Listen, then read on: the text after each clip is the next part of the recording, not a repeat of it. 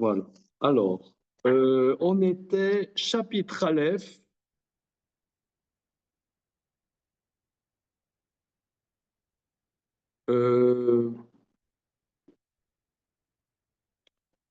Passouk Tetvav, hein? Non? Monsieur Selam. 14. Comment? Tête. Tête. C'est combien tête?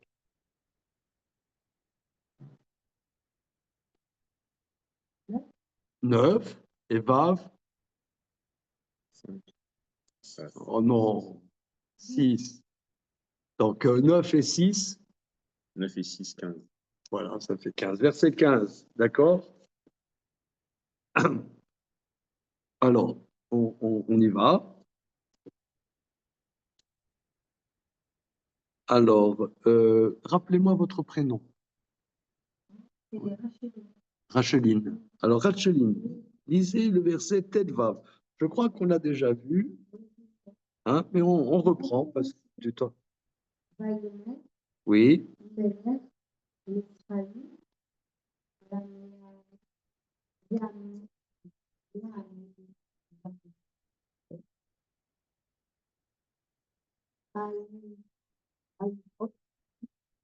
À Ivriot.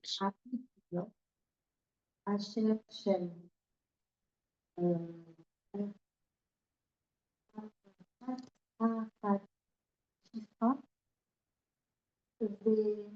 Shifra. Shem.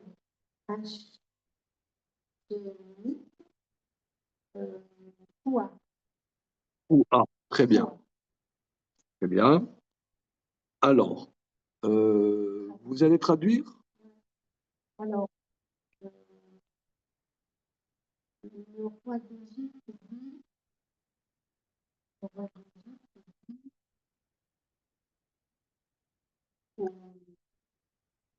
aux sages-femmes. Voilà. Alors, analysons le mot. Vous avez traduit sage-femme, ce qui est tout à fait juste. Mais on va faire un peu plus pro. Analysons le mot. Meyaldon. La Meyaldon. Regardez. C'est le bonheur pour analyser les mots. La Meyaldon. C'est vraiment. C'est merveilleux. Ah, vous voyez que c'est merveilleux, hein, n'est-ce pas? Ah, très bien. Ça, c'est destination. Donc, Bayomer, il a dit là, il a dit haut. Alors, Meyaldot.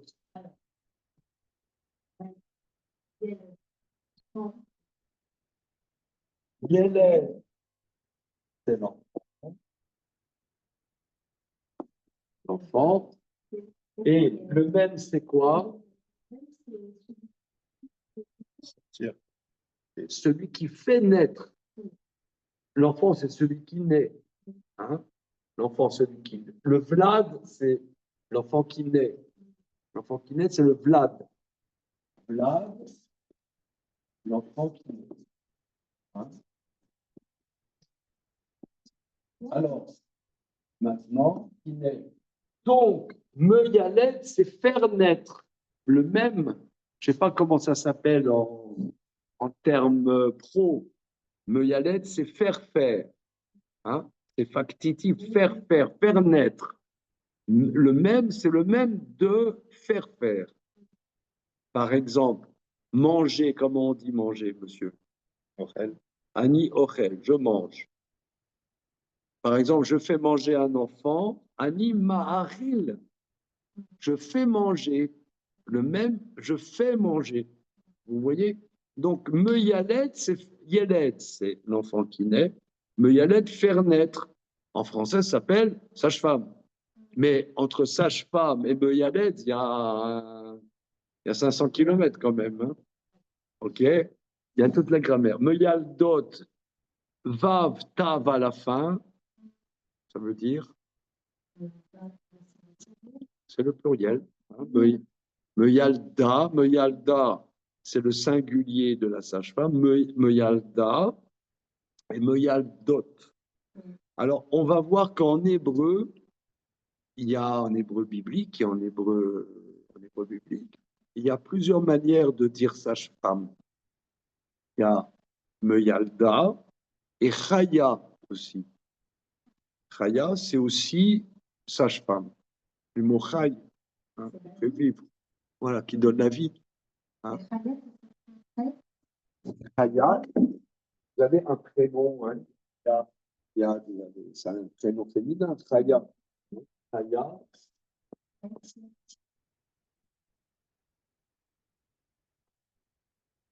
Ça, c'est. Comment ça s'appelle ce point? Patar, c'est ça. Kamatz. Kamatz, c'est ça? Le Patar. Patar. Patar, Kamatz. Hein? Chaya. Alors, je vous conseille d'être ashkenaz. Non, je blague. Hein. C'est une blague. C'est une blague. C'est difficile. Non, mais regardez, c'est une blague idiote. C'est une blague idiote.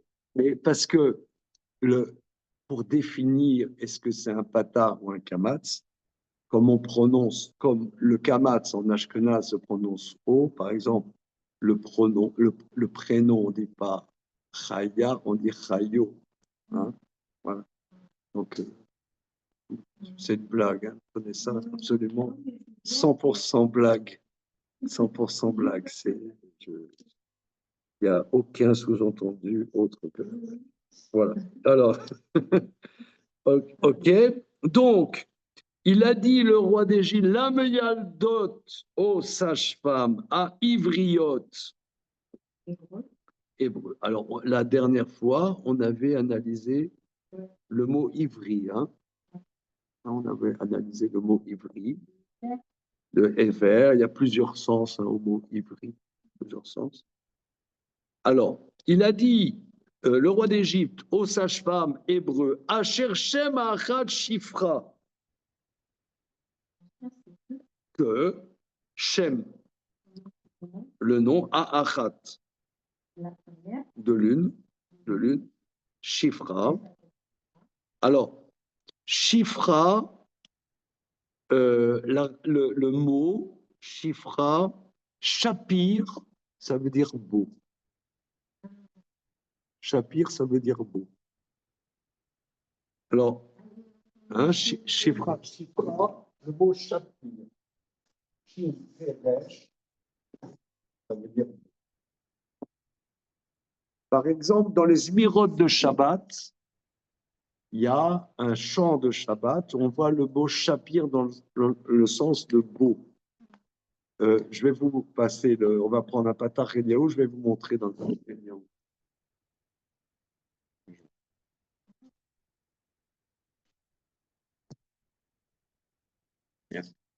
C'est dans Caribon.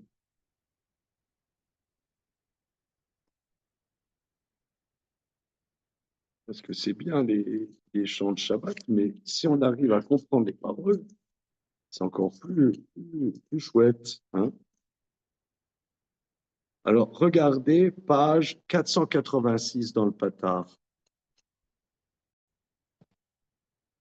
Alors, regardez, page 486 du Patar Eliaou, vous avez Caribon, n'est-ce pas? Caribon, Olam, Ve'almaya. Alors, à la fin, vous avez le Migdash Erto, le Migdash, tu connais ça, Jérémy? À la fin. Le Seter, tu connais? Le Migdash Erto. Comment? Le Migdash Erto.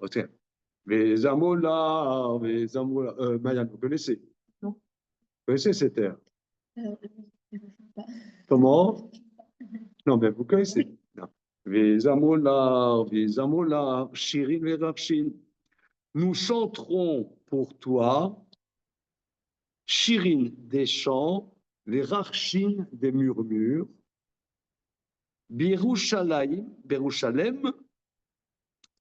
à Jérusalem. Karta, c'est en araméen, c'est la ville. Di Shufraya de beauté.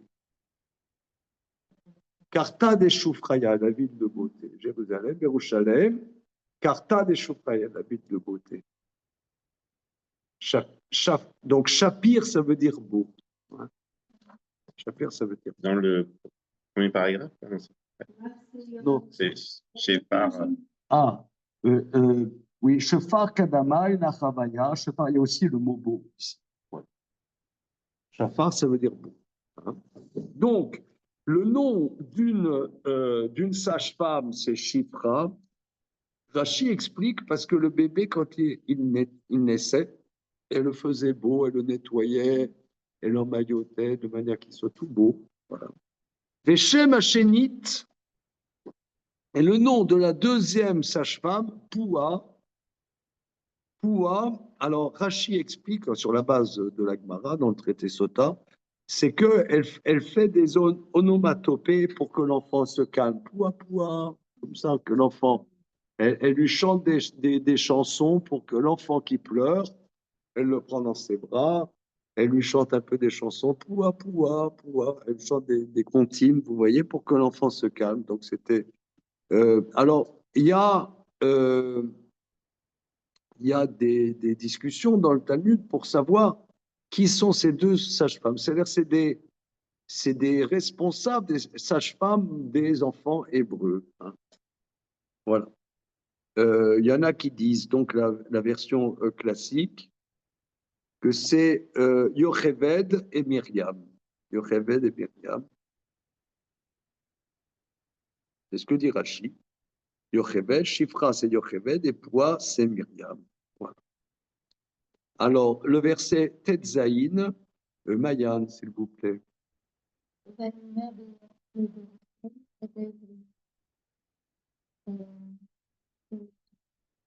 Dis tout le verset, on va traduire. À la Ovnaïm.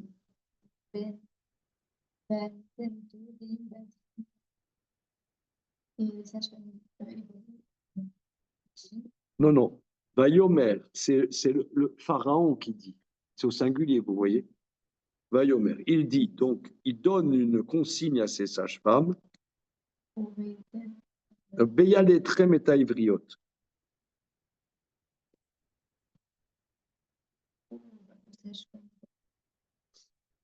Alors, la traduction, c'est comme ça. Il a dit, Beyaletrem, quand vous accouchez les femmes hébreux, Beyaletrem, quand le bête, c'est lorsque Yaletrem, vous mettez au monde, vous accouchez, et complément d'objet direct, à Ivriot, les femmes hébreux, au Reitem à la Ovnaïm. Alors, la racine du mot Ovnaïm,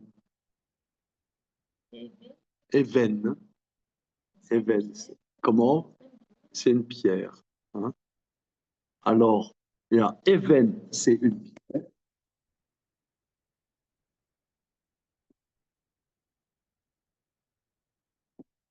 Alors, Ovnaïm, c'est une forme. C'est quoi? Alors, des pierres. Vous connaissez le mot Even? Maintenant, oui. Oui, d'accord. Comment on dit des pierres? Le pluriel de Even? Non, Even, c'est masculin. Non. Vous savez, c'est facile. Avanim. Avanim, hein? Des pierres, Avanim. Even, c'est singulier. Even, c'est singulier. Et le pluriel de Even, c'est Avanim, des pierres. Or, ici, on a Ovnaïm. C'est quoi le Kamatz Yud même à la fin? C'est quoi la forme?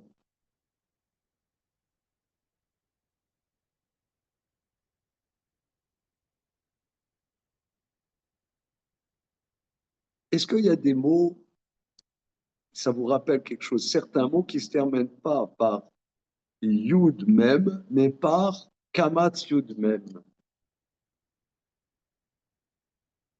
Les personnes qui sont en Zoom peuvent jouer avec nous là. Odaya, Ouais, c'est comme Chamaï. Ovnaïm. Bah, Shamaïm, par exemple, Shamaïm, oui. D'autres mots qui terminent par Aïm. Panim. Comment? Voilà, il dit Panim. Non, ce serait Panaïm. Panim, c'est un pluriel simple. Par exemple, tous les jours, vous dites Anetilat Yadaïm. On ne dit pas Netilat Yadim. Pourquoi? Ah, il y a Enaïm aussi, comme les yeux. Les yeux, Enaïm. Alors, quelle est la réponse? Ah, en français, on dit comme ça, c'est la forme duel. Un bonbon. Un bonbon. Je ne sais pas si j'ai des bonbons. Voilà. Et on regarde, voilà. C'est la forme duel. Tu connais ça, Jérémy? Alors, il y a des langues hein, où il y a des formes duel en latin et en hébreu. Tout ce qui va par deux, par exemple, le une jambe, ça se dit une jambe.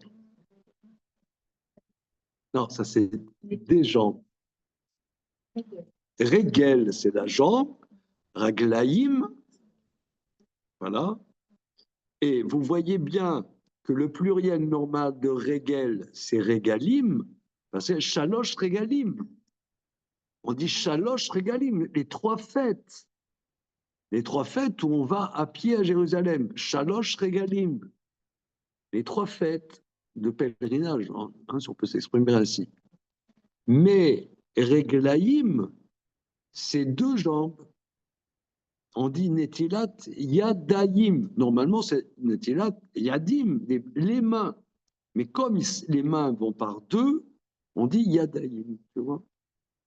Donc, de la même manière, ici, even, c'est le singulier.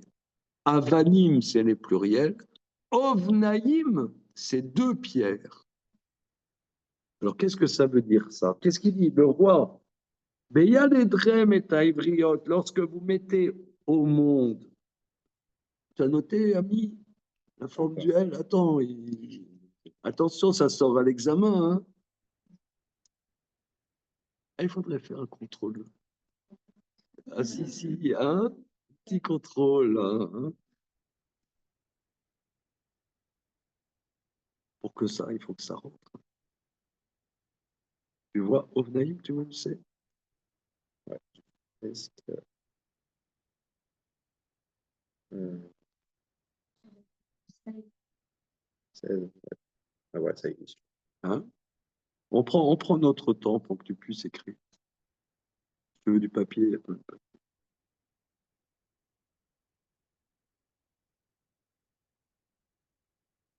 Donc, pour les lettres, par exemple, ça fait Sfatayim. Safa, très bien. Alors, je vais voir si j'ai des bons quelque chose. On ne peut pas rester comme ça.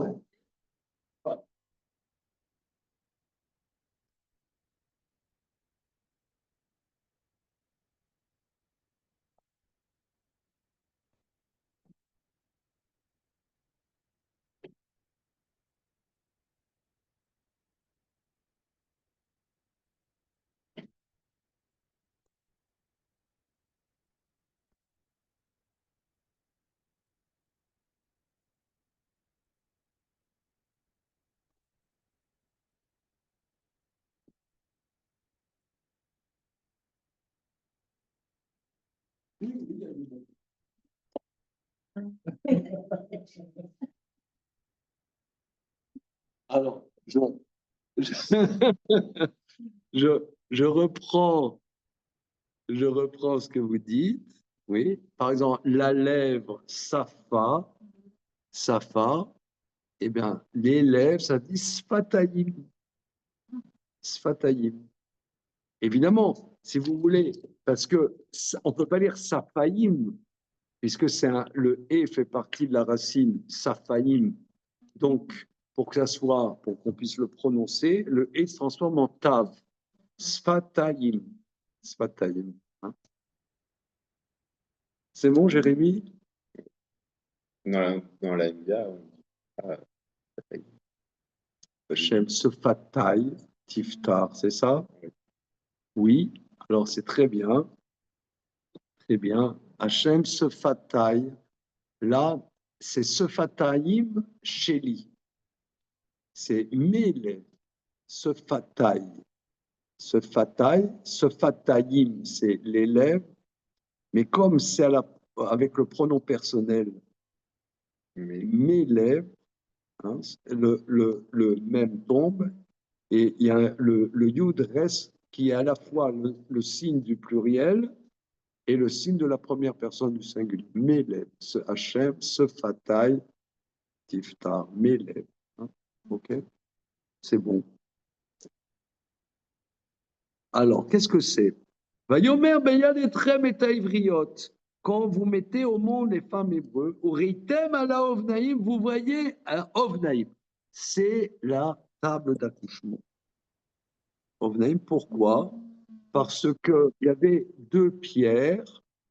La dame, elle met une jambe sur une pierre, une jambe sur l'autre pierre et elle accouche. Oui, bon, c'est l'Antiquité, hein. Il y a 3300 ans, hein. C'est vieux. Hein.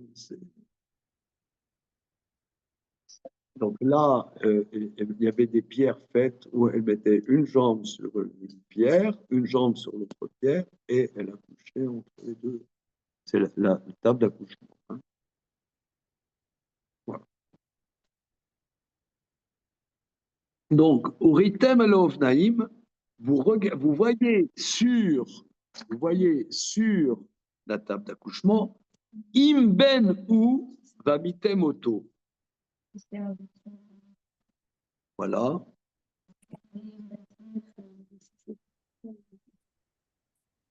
Alors, c'est monstrueux.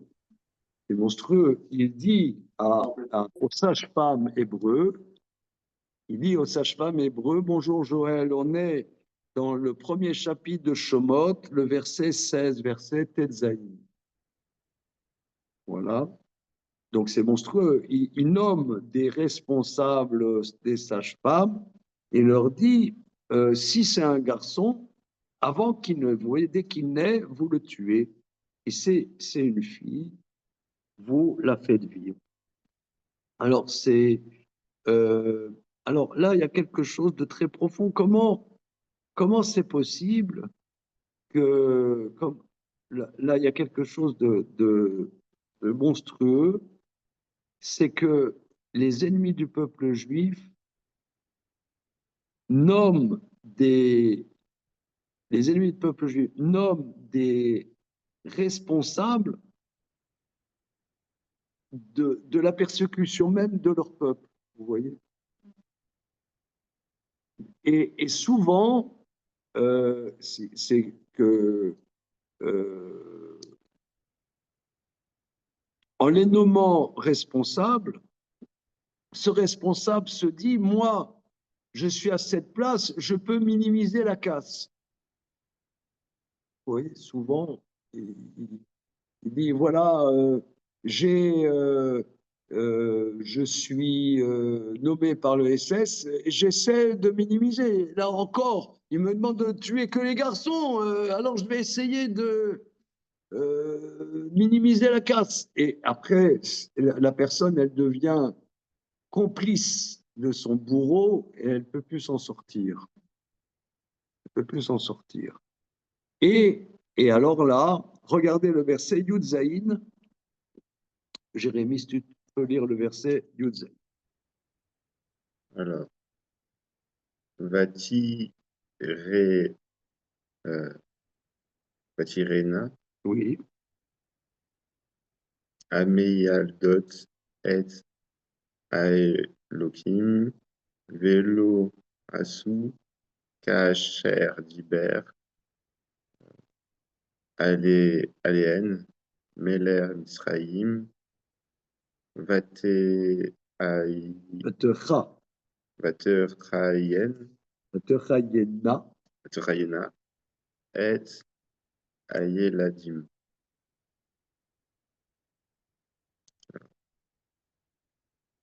Euh, Tira, c'est la peur, là, c'est ça? Oui, Oui, oui, c'est la peur. oui. Ah, Alors, la forme est, la c'est forme est un peu complexe, c'est de l'or. hein.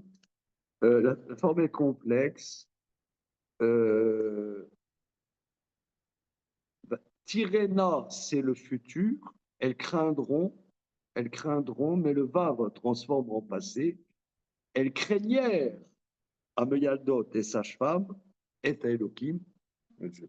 Dieu. Donc ici, ici, on voit que d'après l'ordre de la nature, la personne, si elle craignait pas Dieu, elle l'aurait fait. On voit que là, ces femmes ont eu une force incroyable parce qu'elles craignaient Hachem. Elles craignaient plus que Pharaon. Parce que quelqu'un te dit ça, si tu ne le fais pas, on va te tuer. Si tu ne le fais pas, on va te tuer. On va faire des représailles sur ta famille. Elle, elle dit, j'ai pas peur de ce tyran. J'ai peur d'Hachem. Mais si quelqu'un n'a pas peur de Dieu, et il passe, il le fait. Vous voyez, c'est le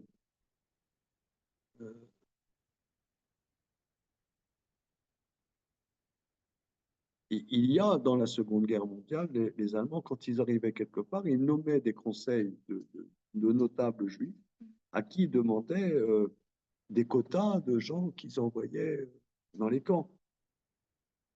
Et il y a eu le chef du Judenrat de Varsovie, quand il a compris ce qui se passait, il a écrit, je comprends qu'est-ce que les Allemands me demandent, et il s'est suicidé. Anarchiquement, il avait le droit pour ne pas, pour ne pas, pour ne pas tuer ses frères, il avait le droit.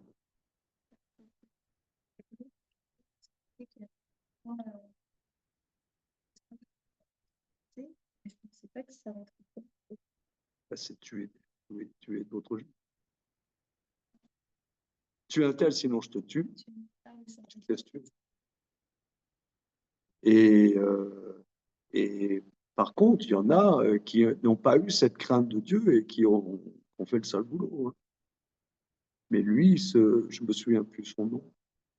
C'était quelqu'un, il a compris, il l'a écrit. Hein, il dit les Allemands me demandent de faire le sale travail à leur place. Je refuse. Et la Torah parle de ça, vous voyez. Donc là, elles auront eu ces femmes une crainte de Dieu.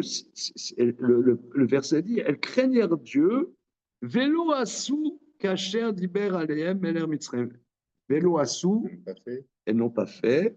Elle cherche ce que a dit Ariel, À elles, le roi d'Égypte. Euh, va techayena et ayeladim, ils ont fait vivre. elles ont fait. Le noun, le karat noun à la fin, c'est le signe du féminin. Va techayena, elles faire vivre les enfants. Pas seulement, Rachid explique, pas seulement qu'elles n'ont pas fait, mais au contraire, elles subvenaient aux besoins des enfants, garçons et filles. Elles étaient dévouées pour que ces enfants se portent bien. Voilà. Donc c'est effectivement c'est un haut acte de résistance. Verset suivant.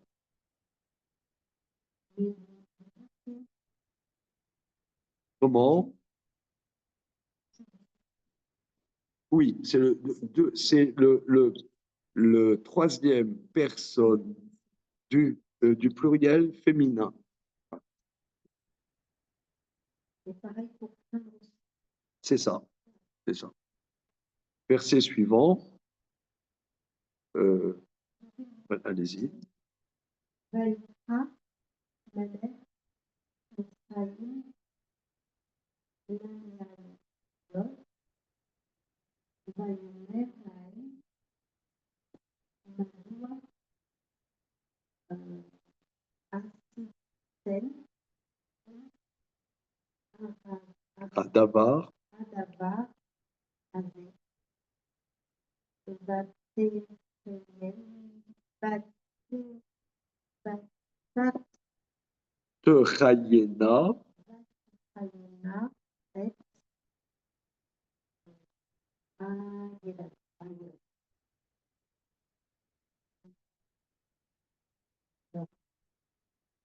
oui, Le roi d'Égypte appela. voilà. Alors, le mot Vaikra, on l'a encore pas vu ensemble. Hein, Vaikra, c'est le livre de Vaikra. Hein. La racine du mot, c'est quoi? Kara, Koufresh Aleph. Hein. Kara, Koufresh Aleph. Appelé. Appelé. Donc, Ikra, c'est il appellera, avec le vav conversé. Il a appelé.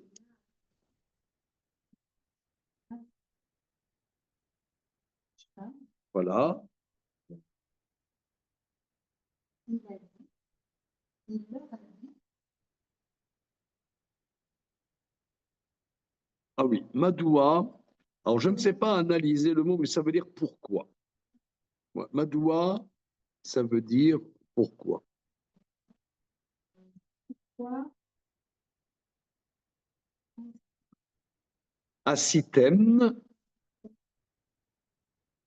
Osé, hein, Osé, c'est faire, c'est le passé, deuxième personne du pluriel féminin. Asitem, avec un même sophixe, c'est masculin. Asiten, c'est féminin. Madoua asiten, pourquoi? Non, pourquoi vous avez fait ça? Adava. Madoua, pourquoi asiten? Pourquoi avez-vous fait Adavar Azé, cette chose-là, cette chose-là?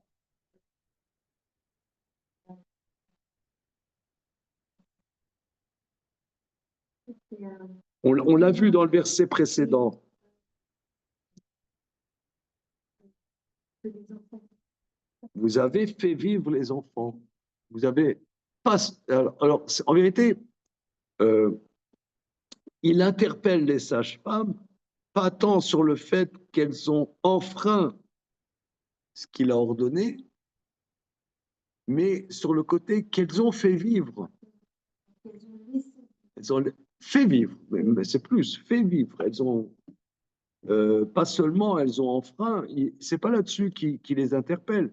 Il les interpelle sur le fait que vous avez fait vivre les enfants, vous êtes occupé des enfants positivement.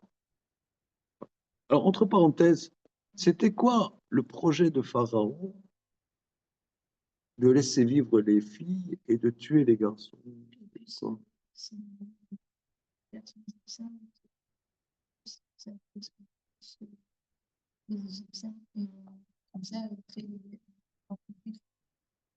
Alors, c'est un peu de juifs alors qu'ils éliminent aussi les filles juives.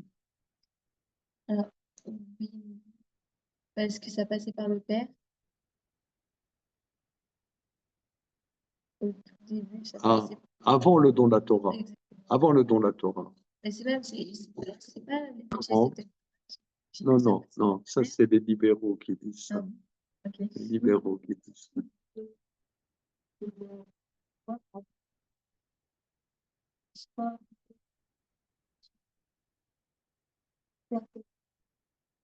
Mais pour le moment, on ne parle pas de l'eau. Hein. Ça va venir, ce que vous dites. Ça va venir. Père, pas. Pourquoi il a peur des garçons? Le libérateur, non? Il sait qu'il y a un libérateur qui doit naître.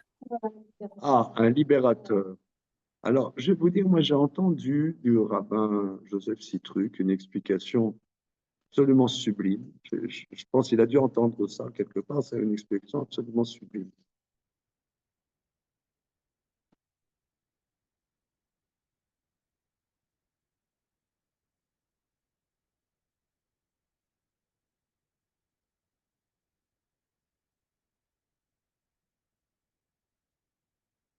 c'est que ceux qui haïssent le peuple juif ont souvent une attitude ambiguë par rapport au peuple juif. Vous voyez, par exemple, je ne rentre pas dans des choses actuelles, trop actuelles que je ne comprends pas bien, hein. Mais souvent, vous voyez, par exemple, on sait bien que depuis des années, l'antisémitisme se drape de l'habit de l'antisionisme. Bon.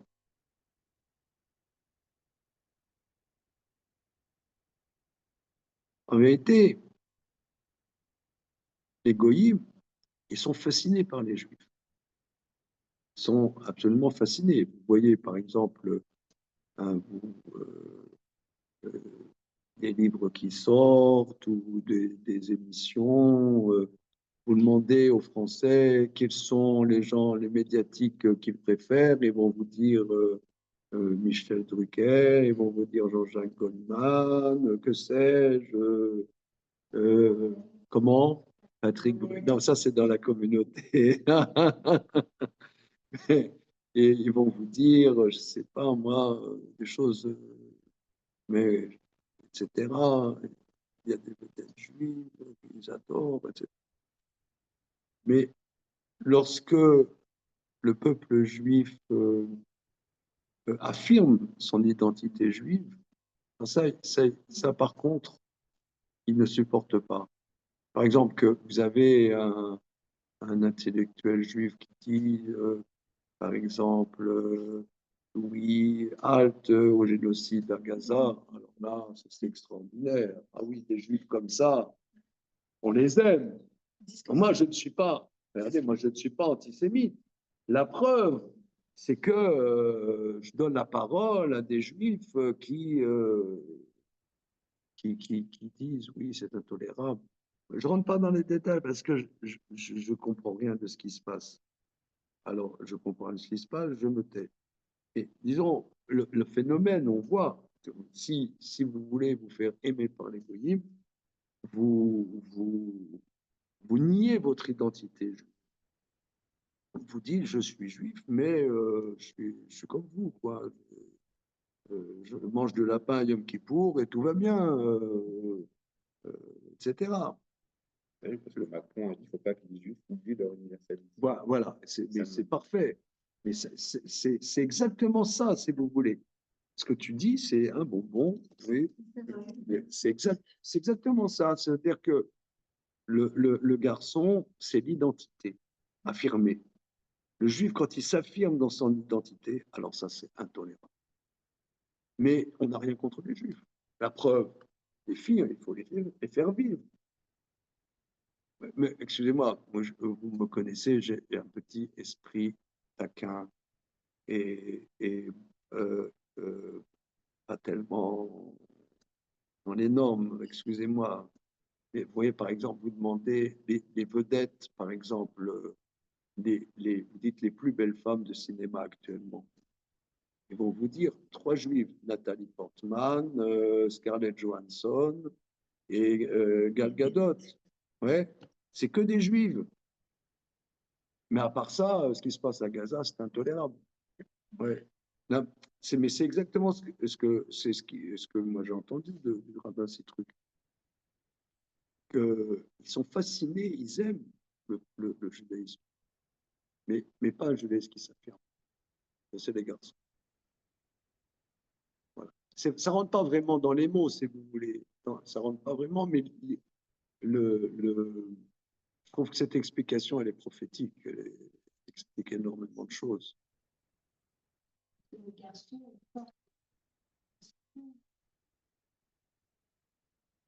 C'est ça. Il affirme, ça se voit, il affirme, c'est une dimension affirmée. Voilà. Mais ce que toi tu dis, Jérémie, eh ben, c'est symptomatique ce qu'a dit Macron il y a 2 semaines, ou 3, je ne sais pas exactement. C'est exactement ça. Hein. Exactement ça. C'est un juif qui vit, leur Dieu, c'est un juif qui est mort. Leur Dieu. Hein, c'est un juif qui est mort. Mais un juif qui vit, ça, C'est insupportable. C'est insupportable. Donc, Donc, c'est là pour ça qu'on fait les garçons. Voilà. Cette explication, je trouve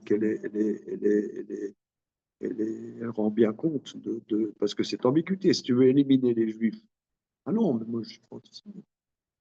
Antisémite, la preuve. Preuve. Voilà. La preuve, je suis fasciné par les juifs.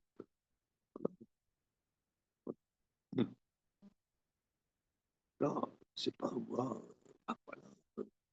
Comment dire, Simone Veil, elle est au Panthéon. C'est moi-même qui ai dit qu'il fallait mettre Simone Veil au Panthéon. Je veux dire, pas me targuer d'être antisémite. Un petit peu en disant avec la mère de Christ. Et moi, j'ai toujours vu l'antisémitisme comme on rappelle.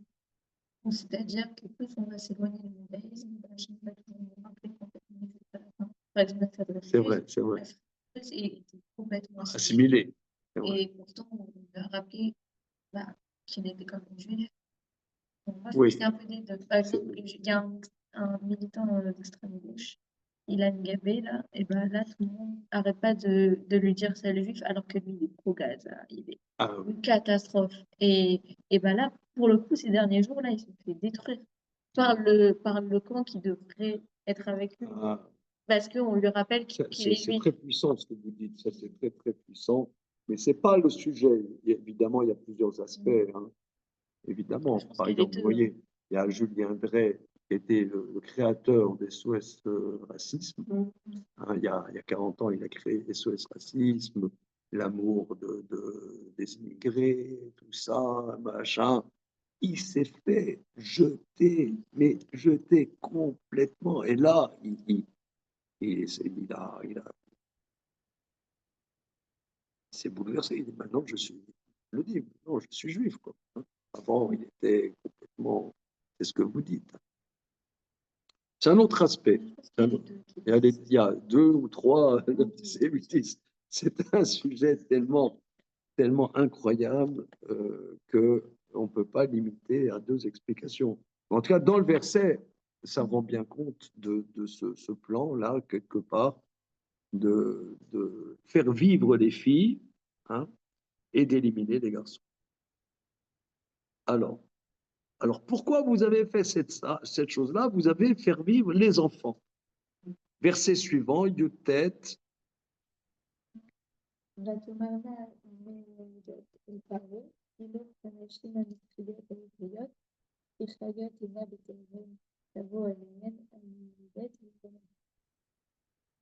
Et le sage-femme m'ont dit, Voilà. la parole, qui l'ont commencé.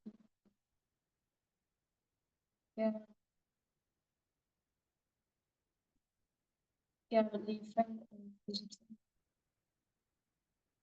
Oui. C'est le contraire. Kilo kanashim amitriot a ivriot.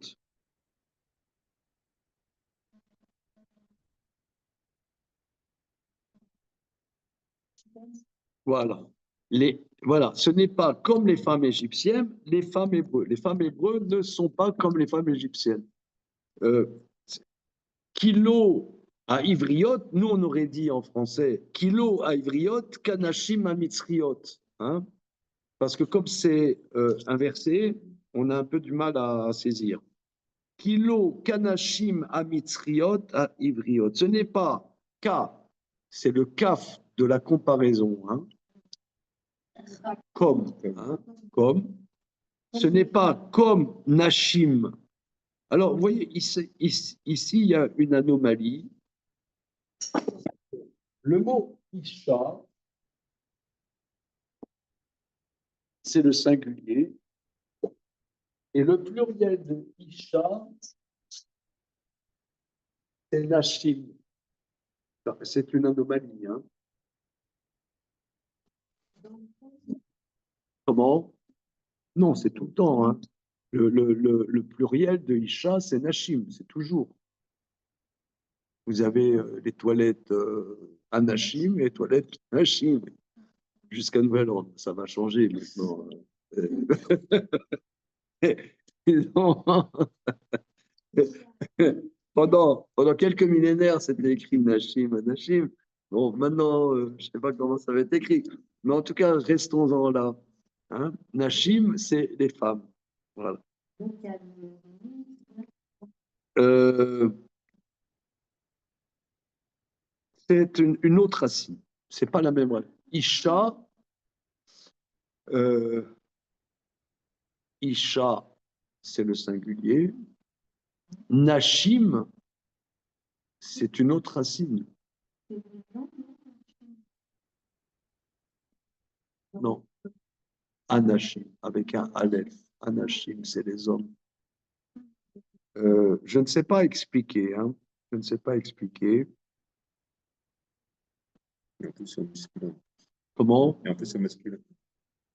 Oui, alors tu as raison que Nashim, ça veut dire Neshot. Parfois, on dit Neshot. Par exemple, est-ce que vous voyez, par exemple, les associations de femmes Lubavitch, ça s'appelle Neshot Rabat. Je ne sais pas pourquoi. Sûrement, pourquoi on dit Neshot? Là, en général, Nashim, c'est les femmes. Bon, tu relèves, Jérémie a raison, que le Yud, même Sophite, c'est le signe du masculin. Bon, je ne sais pas expliquer. Toi, c'est comme ça. Ce n'est pas que les femmes égyptiennes à Ivriot, les femmes hébreues. Qui chayotena.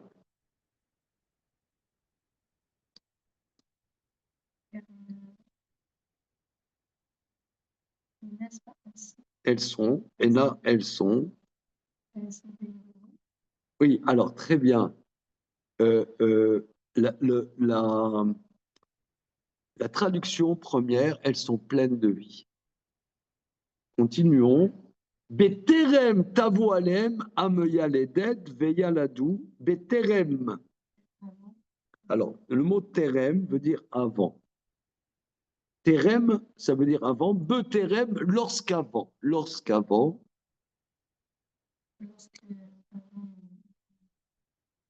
Avant que ne vienne la sage-femme, elles ont déjà accouché. Elles sont pleines de vie.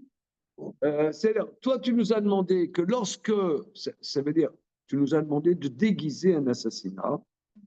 Quand l'enfant va naître, que vous voyez déjà que c'est un garçon, oui, vous le tuez.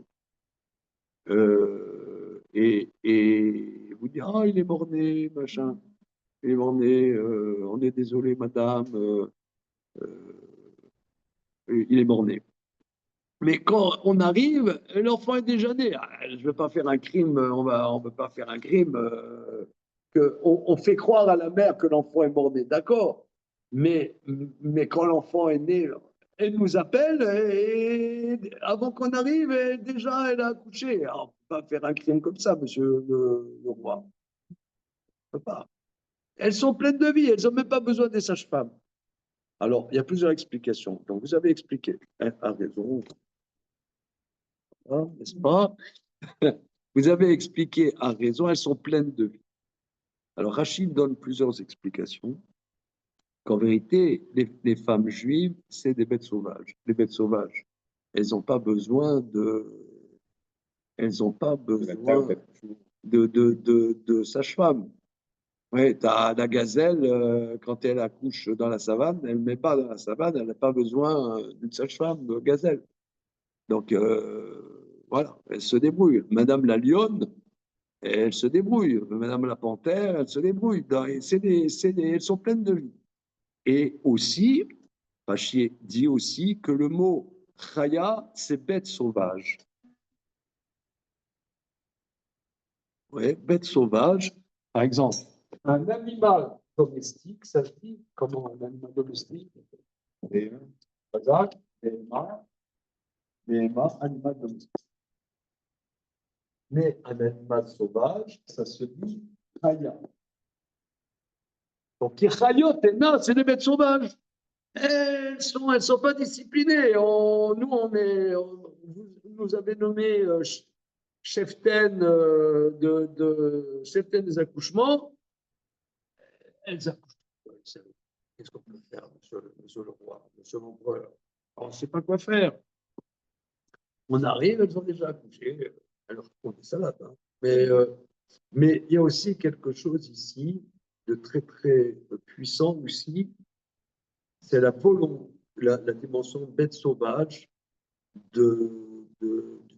qui est dans le Ham Israël, la volonté de donner la vie, que les nations n'ont pas cette notion de, de donner la vie. Je ne sais pas comment expliquer. Une fois, j'ai vu, il y a une vingtaine d'années, j'avais découpé un article que j'ai gardé dans mes archives, qu'ils avaient, dans un journal français, ils avaient fait un article combien de fécondation in vitro il y avait par proportion à la population. On découvre qu'il n'y avait pas d'enfants. Et j'avais vu que dans cet article d'un journal français, que je tairai le nom parce que je ne veux plus le nommer son nom. Vous avez deviné sûrement que le journal c'est, mais bon. Il disait que c'était en Israël, donc il y avait le plus de pourcentage par rapport à la population des couples qui n'ont pas d'enfants, ils se défoncent pour avoir des enfants.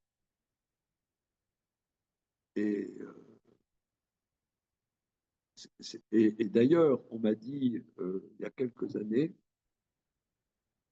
pas tellement longtemps, que même dans les familles, bon, c'est vrai qu'il y a des gens qui sont homosexuels, mais dans les familles même pas religieuses, en Israël, la moyenne, c'est 4 enfants. Vous avez déjà entendu ça? Et je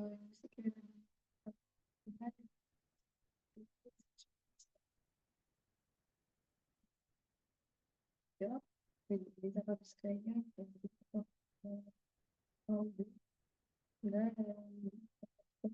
c'est ça, hein? Même ceux qui ne sont pas religieux. Parce qu'il y a une volonté d'amener des enfants au monde très puissant, très puissant. Et c'est ça aussi, si vous voulez, si on prend un peu du recul par rapport au verset pour entendre ça, c'est des bêtes sauvages. Elles ont une volonté d'amener des enfants au monde puissante. Voilà.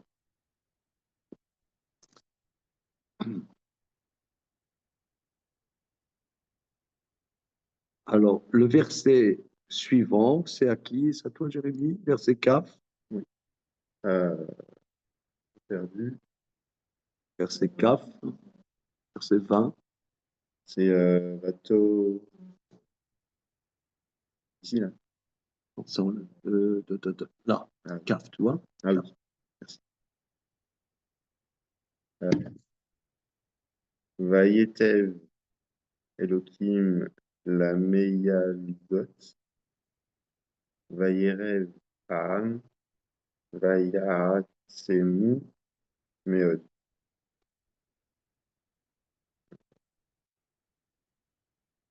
Vayetev. Alors, la racine.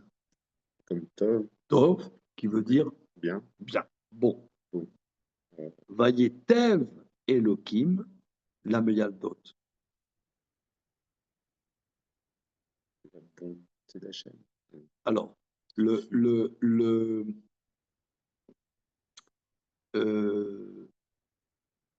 y a deux yud hein, dans le verbe. Le premier yud,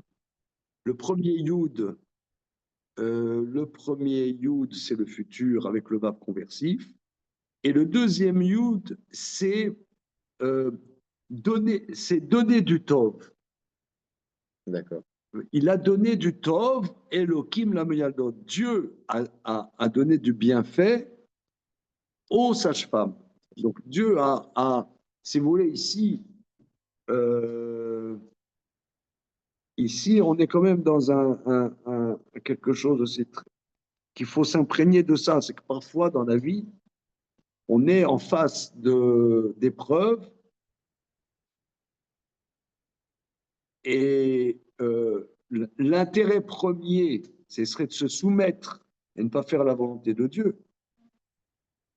Et si on dit, si je fais la volonté de Dieu, je ne vais pas m'en sortir.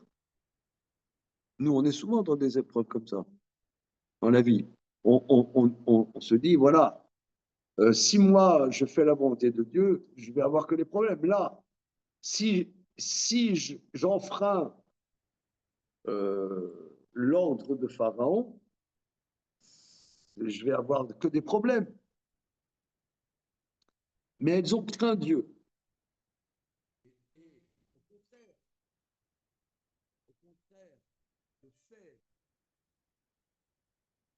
Le fait de craindre Dieu a fait que Dieu leur a fait du bienfait.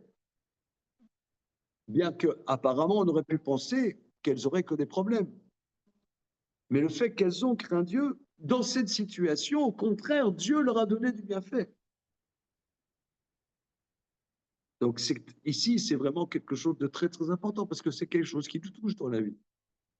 Parfois, on se dit, bon, on va magouiller un peu, c'est pas vraiment ça qu'il faut faire, mais bon, ça va être plus facile. J'aurai moins de problèmes. Et c'est le contraire. Si je tiens bon et je fais la volonté de Dieu, c'est là où ça va bien se passer. Donc là, c'est quelque chose qu'il faut vraiment s'imprégner de ça. Bien au contraire, le fait qu'elle n'ait pas écouté Pharaon, eh bien, Vaïtav Elohim la Meyaldot, Dieu a donné du bien au Meyaldot. Vaïrev Ha'am, alors Vaïrev Ha'am, comment? Faire grandir le peuple. Oui, le peuple s'est multiplié, Rav, hein, ça veut dire multiplier, le peuple s'est multiplié. Vayatzmu Meod, C'est solide, puissant, puissant. hein, et est devenu très puissant. Le peuple s'est multiplié, est devenu très puissant. Donc ce décret de Pharaon est parti dans le cacahuète. Et le verset suivant est extrêmement important. Oui, s'il vous plaît.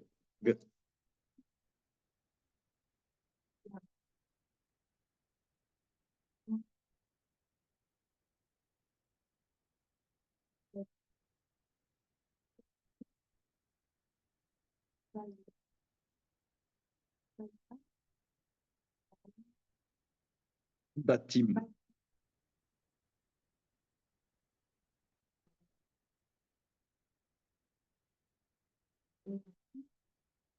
Oui. Yehi, ça veut dire il sera, avec le verbe ce fut. Oui.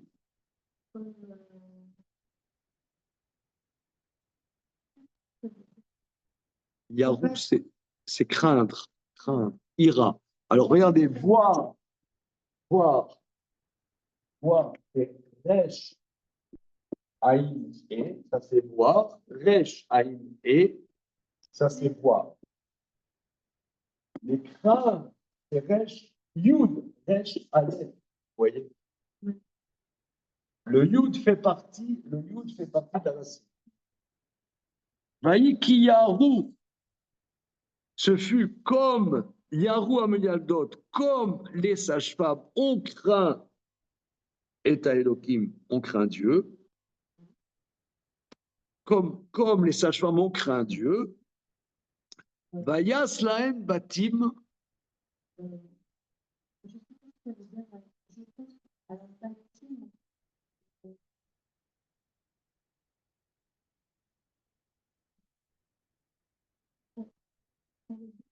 alors, Baït, c'est la maison, Batim, c'est le pluriel.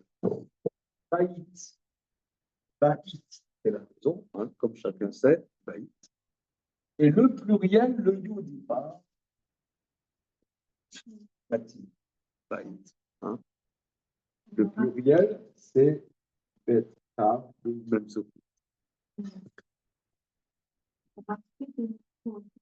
Vayas Laem, Vayas, Yas, il leur a fait des maisons. Ah, alors là, regardez, on sait. Alors, qu'est-ce que ça veut dire? comme les sages-femmes ont craint Dieu, il leur a fait des maisons. C'est-à-dire, Dieu leur a fait des maisons. Alors, qu'est-ce que ça veut dire? Comment? Oui, une descendance. Alors, regarde, ici, mais c'est plus que ça. Alors, on sait que Rachi, on pourrait dire le cahier des charges de Rachi, c'est le pshat. Hein? Tu sais que c'est le pshat, le sens simple. Eh bien, ici, Rachi, bien que euh, il est là pour nous expliquer le sens simple, eh bien, il va nous expliquer des choses très complexes. C'est qu'en vérité, le mérite de ces femmes-là, c'est-à-dire Yocheved et Myriam, le mérite qu'elles ont tenu tête et qu'ont réussi à parler à l'empereur, qu'il fallait quand même une crainte de Dieu big size, hein, king size, c'est le cas de le dire, eh bien, ça leur a donné une pérennité, un devenir, qu'elles ont construit le peuple juif par des maisons, c'est quoi? Baté Keuna, Baté Lévia et Baté Malchut. Parce que de Moshe et Aaron, Moshe fera les Lévites, la tribu de Lévi, Aaron les Kohanim, et Myriam, de Myriam, il y aura les rois d'Israël, parce qu'elle va se marier avec Caleb ben Yefouné, qui est de la tribu royale, de la tribu de Yehuda. Donc, les trois, on dit que il y a trois pans fondamentaux dans le peuple juif. Il y a aussi Moshe, c'est le Keter Torah, le Keter Keuna, et Keter Malchut va venir. Donc là, justement, de cette épreuve, où on aurait pu penser qu'elle mourrait dans cette épreuve, mais par crainte de Dieu, elles ont surmonté cette épreuve, eh bien, ça donnait au contraire une pérennité et une construction dans le peuple juif. Donc c'est quelque chose d'extrêmement important. D'ailleurs, on voit ça souvent, qu'on sait que le peuple juif a une pérennité incroyable. C'est un peuple. Vous voyez, par exemple, nous, dans l'actualité, on a des fois l'impression que l'Occident bat de l'aile. Hein. C'est presque une banalité ce que je dis. Hein. Tout le monde dit ça, même Pascal Pro le dit. Si Pascal Pro le dit, hein.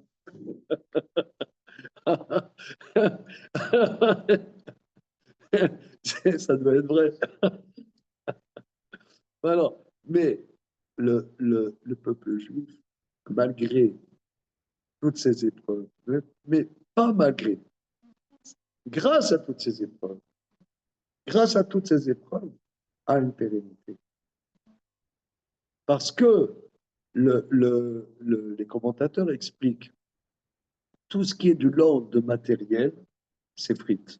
Le matériel, c'est frites. Comment? Le chomer. Le chomer. Voilà. Oui. Et le matériel, une des définitions du matériel, le matériel, c'est frites. C'est comme dit le poète, mignonne, allons voir si la rose qui ce matin était éclose. T'as la jolie rose. Et le poète, il voit que ça s'abîme. Et ça, c'est ce qui est matériel. Mais ce qui n'est pas de le matériel ne s'effrite pas. D'ailleurs, c'est ce que la Mishnah dit, qu'au Beth Amikdash, il y avait 10 miracles. Et parmi les 10 miracles, c'est qu'il n'y avait pas la chair des corbanotes n'était pas écœurante. Il n'y avait pas l'odeur. On rentre dans une boucherie, il y a une odeur. Eh bien, la Mishnah, elle dit, un des 10 miracles, c'est aucune femme n'a fait une fausse couche de l'odeur, parce qu'il n'y avait pas l'odeur écœurante des corbanotes. Parce que la chair des corbanotes ne putréfiait pas, elle ne s'abîmait pas. Parce que le Beth Amikdash, c'est un endroit qui sort de l'ordre de la matérialité. Même si au Beth Amikdash, comment? Voilà, même s'il y a du matériel, on fait l'abattage des corbanotes, on brûle la chair des corbanotes, c'est des choses qui. Comment? Servent pour entrer. Comment? Elles servent. Voilà, mais alors apparemment, c'est que du matériel. Là, on fait la shrita, il y a le sang qui coule, on a les Kohanim aspergent l'autel avec le sang pour être écœuré par cette odeur.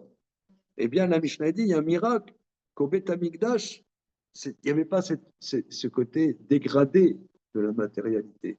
Bien que c'était du matériel, le matériel accédait à un niveau qui n'était pas de cette putréfaction. Et là, on voit que le fait qu'elles ont surmonté une épreuve incroyable, c'est une épreuve incroyable, c'était un dictateur, elles ont réussi à tenir tête, à expliquer même, elles ont trouvé les mots pour expliquer en racontant même des salades, en disant oui, vous savez,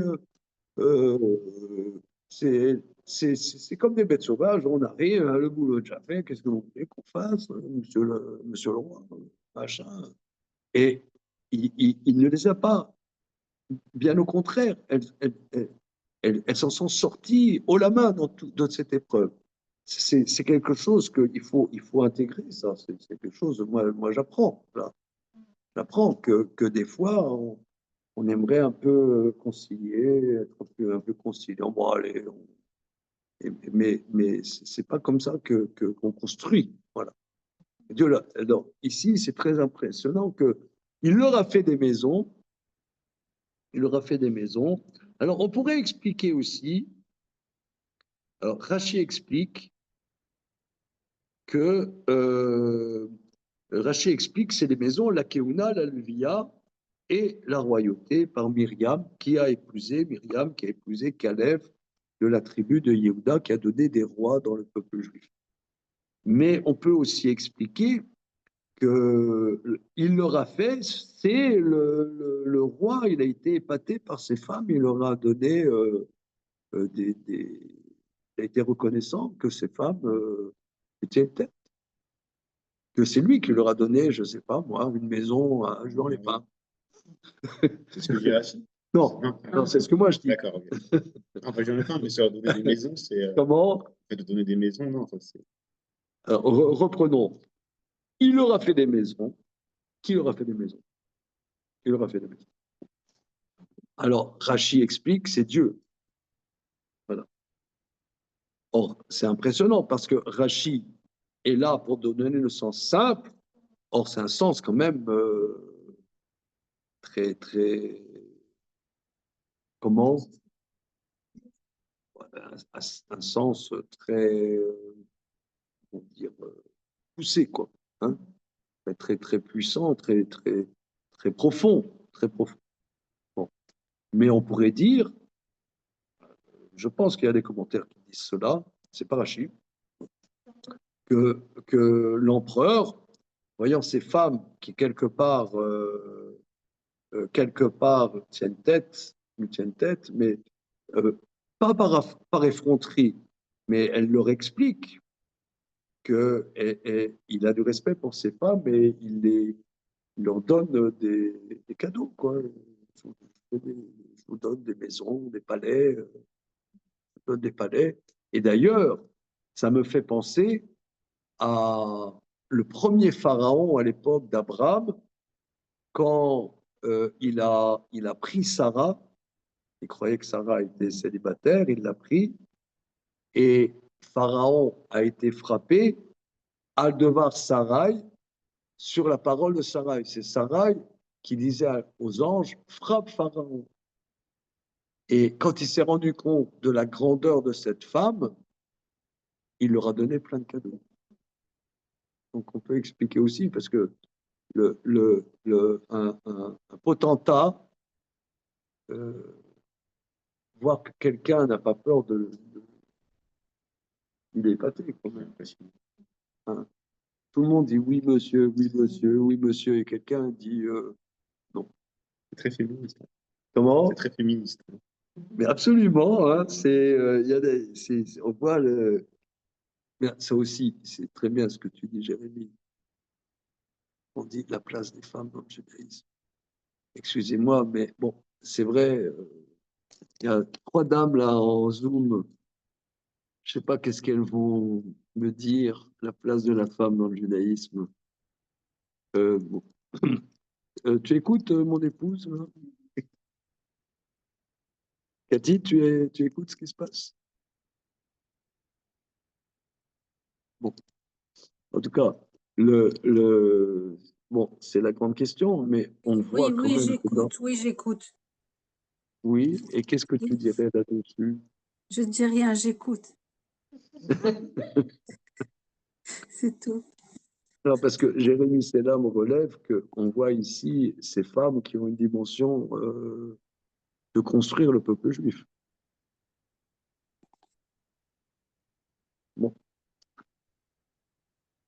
voilà. Continuons. Verset Kafbet. Oui, Bechavot. ויצף פרעה לכל עמו לאמור, כל הבן היהודי לאמור, תשתתו בכל הבית את חיים. פרעה האדוני.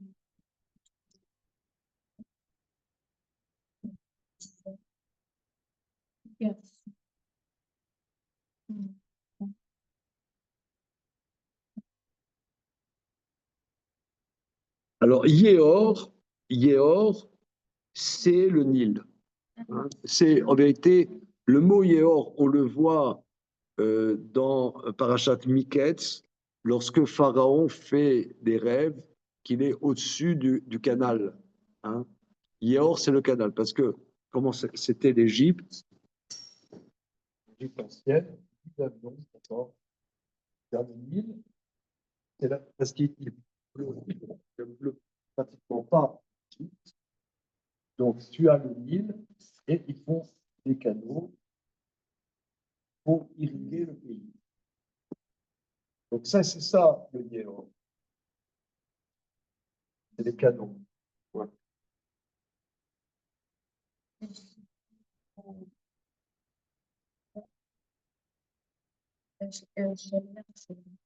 Voilà,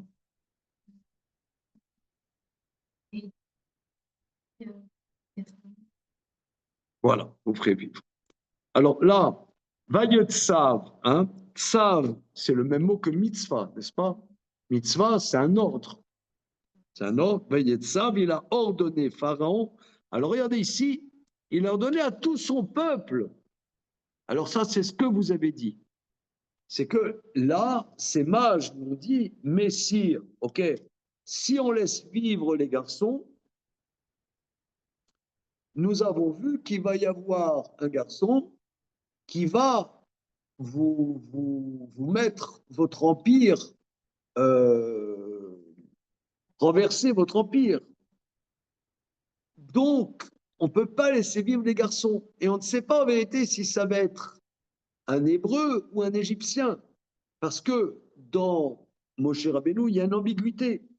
Comme on voit que lorsque Moshe Rabbeinu, plus tard, il fuit l'Égypte, il va dans Midian, les filles de Yéthro disent un homme égyptien nous a sauvés.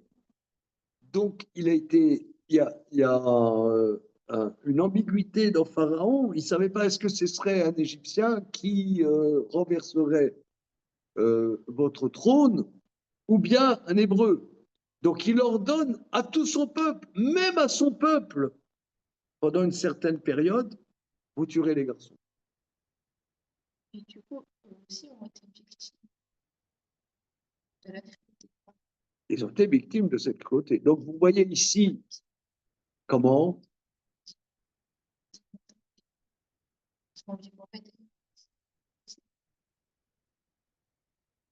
bon, mais là, ça a été une certaine période. C'est-à-dire, les mages nous ont dit, pendant une certaine période, il y a un enfant qui va naître, on ne sait pas si c'est un Hébreu ou un Égyptien. Donc là, il faut tuer. Et on voit, regardez, là, juste, sans transition, il se laisse quelque part émouvoir par ses femmes. Et tout de suite après, il fait une cruauté innommable, même à son propre peuple. Même à son propre peuple.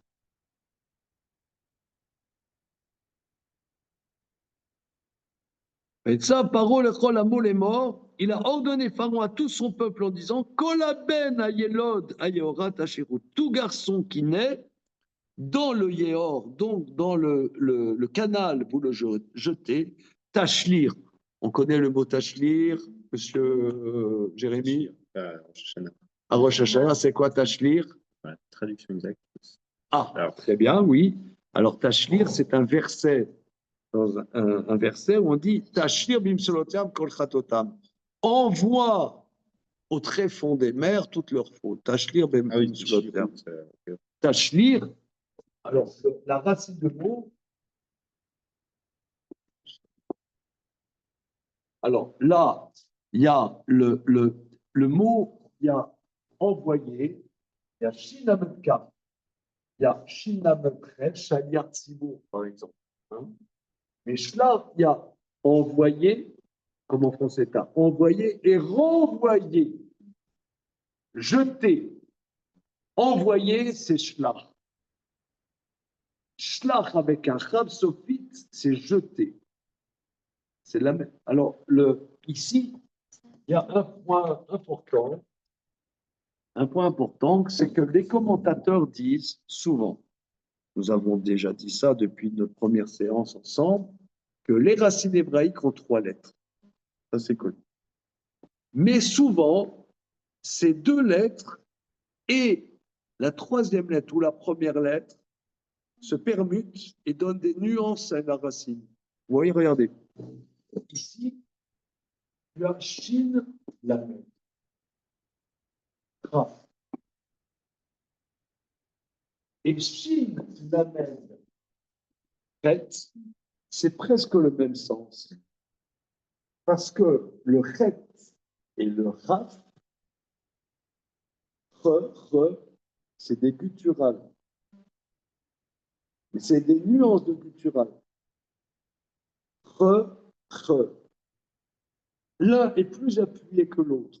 Ça, c'est envoyé et ça, c'est jeté.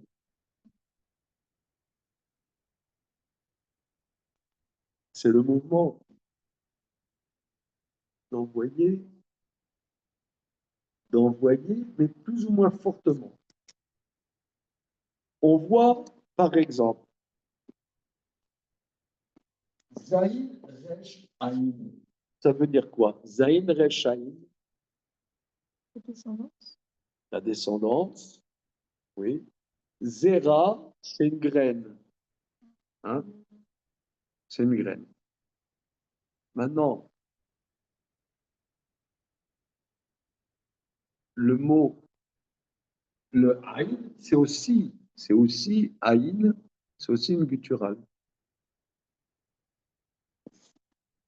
Si tu mets un ret à la fin, Zera, ça veut dire luire. C'est le soleil qui luit, Zoréa. C'est la lumière qui, comme si elle pousse, tu vois. C'est le même mot, mais avec une nuance. Avec une nuance. Donc ici, on voit que certaines racines hébraïques sont de 2 lettres et la 3e va donner plusieurs nuances à la racine des 2 lettres. Rav Shimshon Raphaël Hirsch souvent travaille là-dessus. Il y a des mots qui ne sont pas les mêmes, mais en vérité, ils ont une racine commune de 2 lettres. Comme on le voit ici. Hein. Alors, la shlir, ça veut dire jeter. Dans les slirot, Tishla, c'est ça. Oui, une seconde. Tishlar,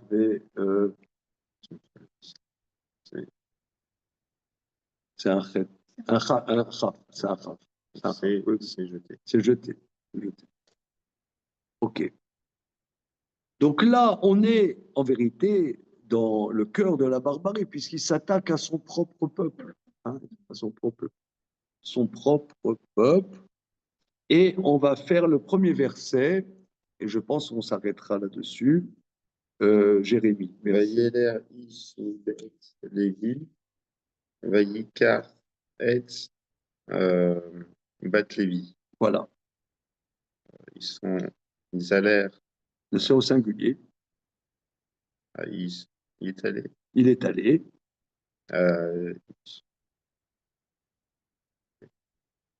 Dans la maison de l'homme. Traduit très simplement. Vayeler ish. L'homme. Un homme. Un homme. Un homme. Parce que il est allé un homme. l'homme, ce serait a ish. Oui. Là, c'est ish. Il n'y a pas d'article hein, Il est allé défini.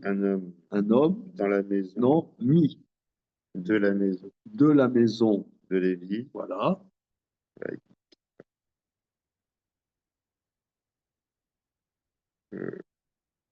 Et il a épousé la fille de Lévi. Ah oui. Hein? Alors, Vayeler ish mi bet Lévi, il alla un homme de la maison de Lévi, Vaikar et bat Lévi, et il a pris la fille de Lévi. Alors, on ne dit pas les noms. Alors, on est au cœur là de la tourmente, hein, au cœur de l'horreur. Eh bien, cet homme-là, un homme est allé de la famille de Lévi et il a pris la fille de Lévi, la fille de monsieur Lévi, qui était le fils de Jacob. Alors, c'est Amram qui a épousé la sœur de son père. Il a épousé sa tante. Hein, parce qu'il a épousé la fille de Lévi. Alors, entre parenthèses, quel âge avait cette femme?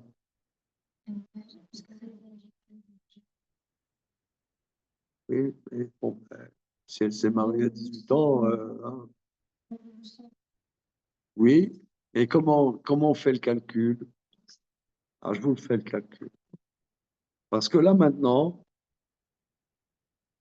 il va épouser sa tante et il va avoir un enfant qui s'appelle Moshe. Oui. Moshe, à la sortie d'Égypte, à quel âge? 80 ans. Or, notre tradition dit que Yocheved est né quand les enfants d'Égypte avec Jacob sont arrivés en Égypte. Ils étaient 70 dans la famille. Mais quand tu comptes les noms, il y en a 69. La 70e personne n'est pas écrite. Et notre tradition dit, la 70e personne, c'est Yocheved qui est né juste au moment où ils arrivent en Égypte. Yocheved naît. Or, ils sont restés 210 ans en Égypte.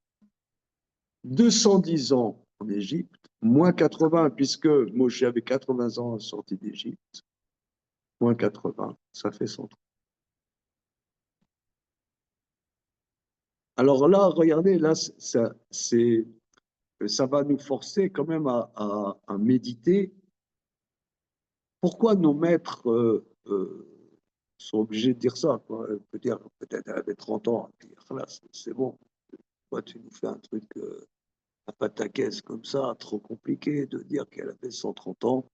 Et même si tu dis qu'elle avait 130 ans, quand Sarah Imanu, elle a mis au monde Yitzhak, on fait tout un truc technicolore, elle avait quel âge?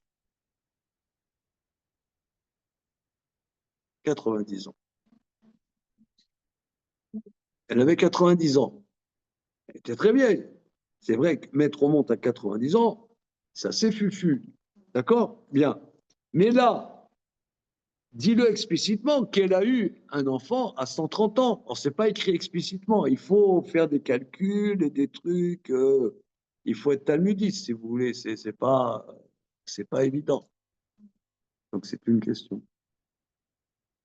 Et pourquoi nos maîtres sont-ils obligés de dire que la 70e personne qui est née, on dit Ben Achomot, c'est-à-dire au poste frontière, ils arrivent en Égypte, la femme de Lévi accouche à ce moment-là. Pourquoi ils sont obligés de dire qu'à ce moment-là, elle accouche de Yocheved? Hein, c'est étonnant. Ça pourrait être bien après. Ça pourrait être bien après. Alors, j'explique, hein, je me permets d'expliquer. Qu'est-ce que nos maîtres veulent dire par là? Que quand on arrive en exil, à ce moment-là, il y a déjà les prémices de la délivrance.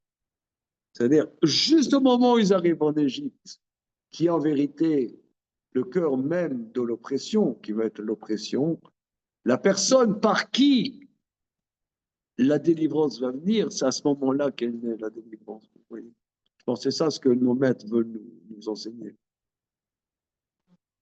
Parce que tu pourrais dire, en Égypte, c'est un peu la fin des haricots, quoi. C'est le cœur même de l'impureté, l'Égypte. C'est un pays très impur. D'ailleurs, la Torah dit, ne faites pas comme les Égyptiens. Les mœurs des Égyptiens étaient très dévoyées. Donc, on va dire, on arrive en Égypte, c'est la fin des haricots. Mais à ce moment-là, c'est ce qu'on dit, si vous voulez, que le jour du 9 av naît le Mashiach. À la destruction du temple, il y a à ce moment-là, commence la délivrance. C'est ça ce que nos maîtres disent. Le Maharal explique pourquoi ce n'est pas dit explicitement. Parce que toute la sortie d'Égypte, c'est que des miracles. C'est un miracle parmi d'autres. La sortie d'Égypte, c'est que des miracles. Donc c'est vrai, c'est un miracle. Mais comme il n'y a que des miracles, donc on ne va pas dire tous les miracles. C'est un miracle parmi d'autres. Voilà. Ok, on s'arrête là-dessus. Bezrat Hashem, la semaine prochaine, on continue. On a vu beaucoup de choses, hein, c'est super. Razak.